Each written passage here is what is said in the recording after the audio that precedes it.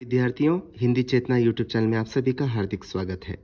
तो प्रिय विद्यार्थियों, मुख्य परीक्षा में को ध्यान रखते हुए मैंने यहाँ पे कुछ प्रश्न पत्र कलेक्ट किया है। उसी में से एमसीक्यू यानी बहुविकल्पी प्रश्न किस प्रकार पूछे जाएंगे, यहाँ कुछ प्रश्नों का संग्रह मैंने किया है। उसी में से आज हम उत्तर देखते हैं। तो चलिए बच्चों, पहला प्रश्न है सुजान ने गाँव में क्या बनवाया? पक्का कुआं।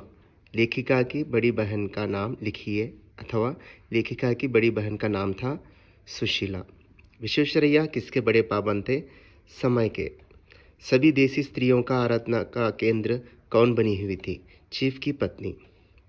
जापान का गुणधर्म क्या है? शालीनता जापान का गुणधर्म है। सुजान के छोटे बेटे का नाम है शंकर, बड़े बेटे का नाम है भोला। बेटी किन्हें गहने मानती है? माँ को। तमिलनाडु में रामायण का ज्ञान कौन दे रहा है? कंब। हुक्के का कश कौन लगा रहा था? दादाजी। दादाजी ने परेश से छोटी बहू को कहाँ ले जाने के लिए कहा? बाजार को। सुजान की पत्नी का नाम है बुलाकी। धर्म के काम में मीन मेष निकालना अच्छा नहीं है। नहीं। सुजान भगत कहानी के आधार पर प्रस्तुत वाक्य किसने कहा? भोला ने। पिताजी का आग्रह यहाँ था कि मन्नू भंडारी रसोई से दूर रहे। विश्वेश्वरैया इसके बड़े पाबंद थे। समय के। जापान के होटलों का रिवाज है गर्म पानी देना। यात्रा जापान की यात्रा वृत्तांत इनके द्वारा लिखा गया है। ममता कालिया। बेटी सजने धजने से क्या यहाँ महसूस करती है? बंधन। कर्नाटक में इस महाकवि के दर्शन कर सकते हैं। पंपा। दादाजी के अनुसार उनका परिवार इस पेड़ के समान है। बरगद। हर बात पर अपने मायके की तारीफ करती है। बेला। सुजान की पत्नी का नाम बुलाकी। कॉलेज से किसका पत्र आया? प्रिंसिपल। विश्वेश्वरैया इसके बड़े पाबंद थे। समय के। नरिता एयरपोर्ट इस देश में है? जापान में। गहने कविता के कवि है कुवेम्पु। नारा मंदिर में बुद्ध प्रतिमा की ऊंचाई कितनी है? 55 फीट। भारत की धरती कविता के आधार पर कर्नाटक में इस महाकवि के दर्शन कर सकते हैं। पंपा। दादाजी के अनुसार उनका परिवार इस पेड़ के समान है। बरगद। दादाजी इनके हक में है। पुराने नौकरों के। किरातार्जुनीयम महाकाव्य के रचनाकार महाकवि भारवी। संस्कृत के महापंडित श्रीधर है। महाकवि भारवी है। भारवी के द्वारा किरातार्जुनीयम महाकाव्य की रचना की गई जो संस्कृत में है। कानूनगो इलाके में आते तो किसके चौपाल में ठहरते? सुजान भगत के। 1955 में भारत सरकार ने विश्वेश्वरैया को किस उपाधि से विभूषित किया? Bharat Ratna. Slumdog millionaire film किसकी पुस्तक के आधार पर बनी है? विकास स्वरूप। पिताजी का आग्रह क्या था?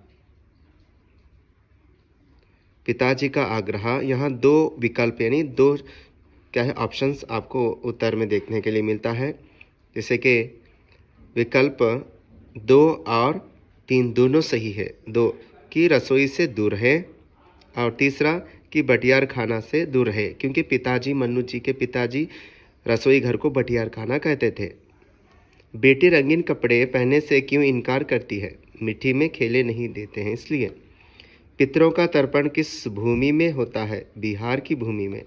हल्की सी खरोंच भी दवा न लगने पर क्या बन जाती है? नासूर।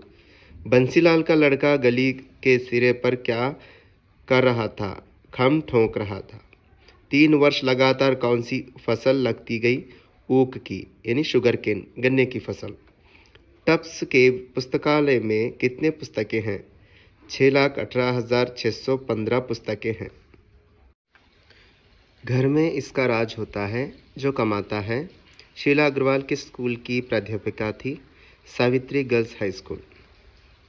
1955 में भारत सरकार ने विश्वेश्वरैया को किस उपाधि से विभूषित किया? भारत रत्न से। नारा का प्रसिद्ध मंदिर कौन सा है? तोदयाजी मंदिर। बेटी को सुंदर इसलिए दिखना है क्योंकि देखने वालों को आनंद मिले। भारत की धरती के अनुसार विश्व गुरु कौन कहलाते हैं? नालंदा वैशाली।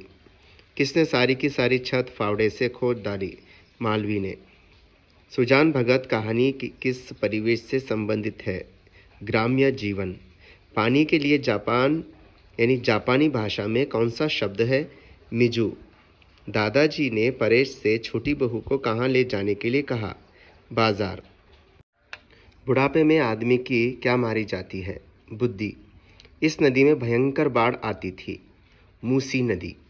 कर्तव्य किस पर निर्भर है? न्याय पर। गंगा मैया ने सत्य को क्या कहा है? निर्भय। कॉलेज से किसका पत्र आया? प्रिंसिपल का। माँ क्या नहीं टाल सकती थी? बेटे का हुक्म या बेटे की आज्ञा। भोलाराम को 5 साल से क्या नहीं मिला? पेंशन। माखन का भोग लगाते हैं श्री कृष्ण। हर बात पर अपने मायके की तारीफ करती है बेला। मूलराज के मंझले बेटे का नाम करमचंद।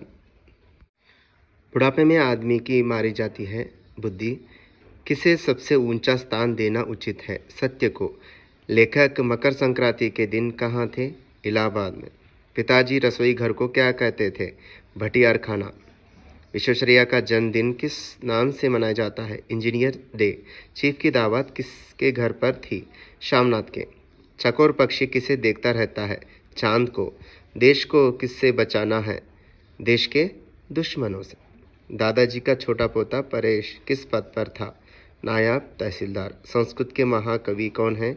भारवी। संस्कृत के महापंडित श्रीधर। घर में इसका राज होता है जो कमाता है। शीला अग्रवाल किस स्कूल की प्राध्यापिका थी? Savitri girls school. 1955 में भारत सरकार ने विश्वेश्वरैया को किस उपाधि से विभूषित किया? भारत रत्न। नारा का प्रसिद्ध मंदिर है तोदयाजी। बेटी को सुंदर इसलिए दिखना है। सुजान की गोद में सिर रखे इन्हें अर्थनीय सुख मिल रहा था। बैलों को। इस नदी में भयंकर बाढ़ आती थी।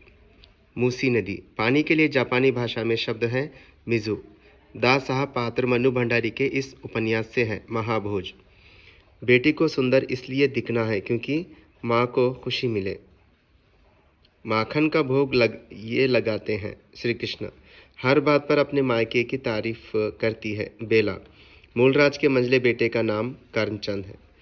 सुजान भगत कहानी में प्रेमचंद का उद्देश्य है परिश्रम पर महत्व देना।